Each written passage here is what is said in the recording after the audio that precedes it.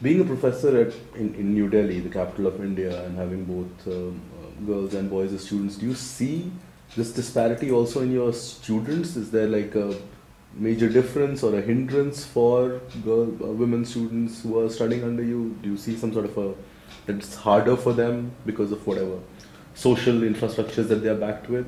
Or is it once they make it to the university level, they will already broken the glass ceiling?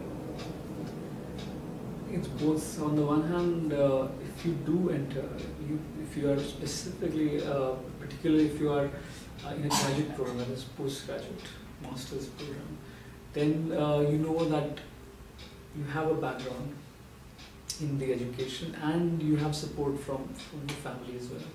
Because a lot of this, a lot of dropouts happen during school and perhaps during bachelor's, undergraduate programs. And so the students we get for these sorts of programs, they are very much already on the path towards a career, whether that's professional, whether it's academic. On the other hand, the bachelor's is where much of this conflict takes place, where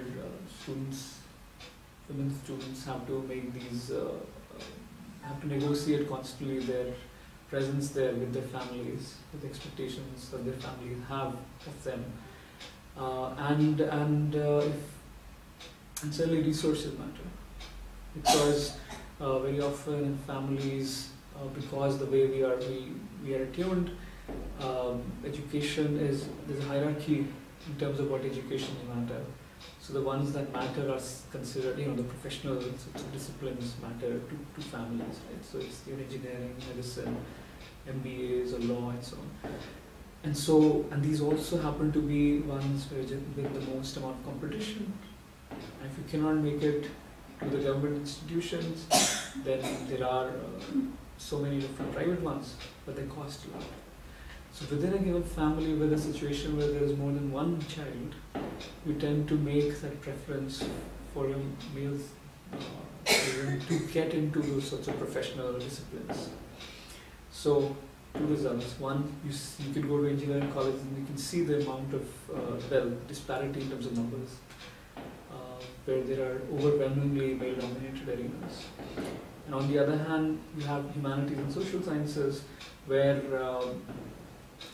because these are not valued by society so much, and they're relatively cheaper to study in, that's where you find a concentration of women. So, for instance, in our university, which is a humanities and social science university, a vast majority of our students are female, which is good, of course, in that many more women are graduating, are studying, but it also shows how within families these decisions on which education is valued, which is less valued, where your resources go as a family, and who is to be educated for much less, these decisions are being made constantly.